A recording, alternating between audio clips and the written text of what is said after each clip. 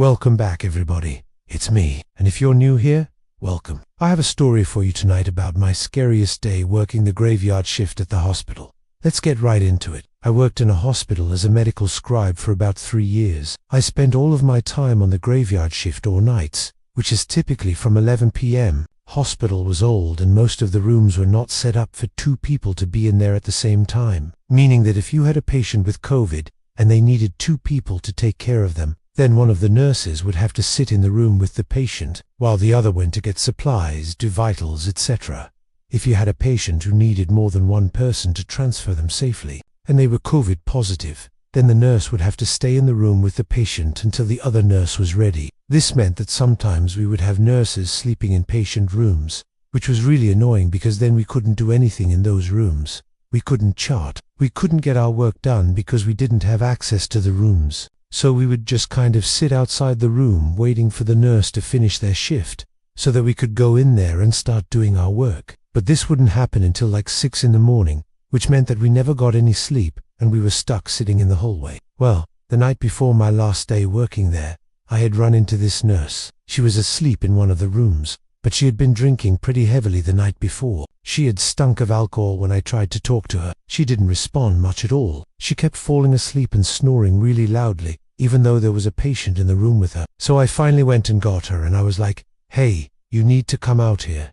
You can't sleep in the room. There's another patient that needs to be admitted." And she was slurring her words, and she was getting really upset with me because she was trying to finish her shift. She was so drunk that she almost fell over. I ended up having to walk her out of the room and I told her that she needed to go home because she was too drunk to be working. She refused and she said that she had to finish her shift. Her name was Jackie, if I remember correctly, and she had shoulder-length brown hair and she was really short, like 4 feet 11 or something like that. She had really pale skin, almost grey, and she was wearing these big clunky glasses that were pushing down on her temples. She looked really tired and she had dark eye circles under her eyes. She just looked terrible. And this was on a Friday night, so on Saturday morning, when I came in, I was dreading having to deal with her again. Well, I came in and all the nurses were talking really quietly, and they were staring at the door that Jackie had walked out of the night before. I asked one of the nurses what was going on, and she told me that Jackie had called in sick,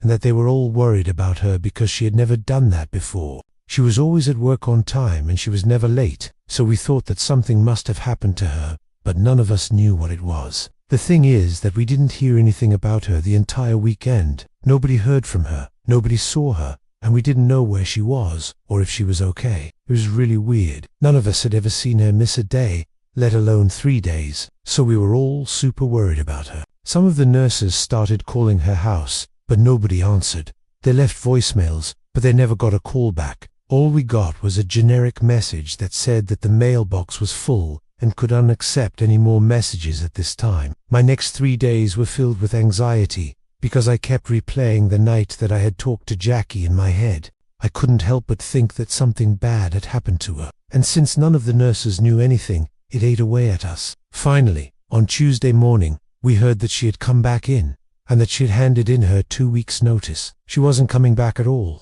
So now we were all wondering what had happened to her. Why did she suddenly quit after working there for 8 years? What had happened to her? Why hadn't she answered any of our calls or our voicemails? Was she sick? Had somebody hurt her? These questions continued to eat away at me and the other nurses until one day, a few months later, when we were all on break, somebody brought up the fact that we didn't know what had happened to her. One of the nurses who had known Jackie for a long time finally broke down and told us what had happened. Jackie had fallen asleep at work one night and had been reported by a patient. Hospitals have strict rules against nurses falling asleep at work, so she was written up and put on a performance improvement plan, which basically means that if you don't shape up, we're going to fire you. This isn't necessarily a bad thing, but for some reason, it really affected Jackie. Maybe she had been struggling for a long time, and she felt like she had nowhere else to turn. Or maybe she was going through something personal in her life that made her feel overwhelmed. Whatever it was, she took her own life the night after she had been written up.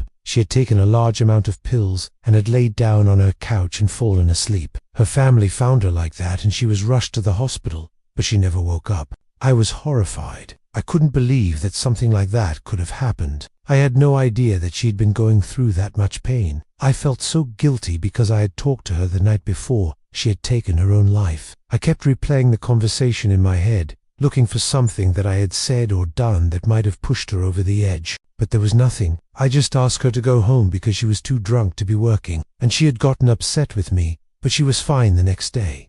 Or so I thought. After hearing this, I was extremely creeped out by how close I had come to losing my best friend. When I drove home that night, I kept thinking about what would have happened if I had UNT talked to her, or if I had UNT convinced her to go home. Would she still be here today? Would I still be working at that hospital? I never found out. But every time I see a pair of headlights in my rearview mirror, I think that it's her, that she is coming to get me for being the last person who had talked to her before she died. Thank you guys so much for watching. I hope you enjoyed that scary story. I sure as hell enjoyed reading it. But yeah, I hope you liked it. If you did, please leave a like and subscribe if you haven't already.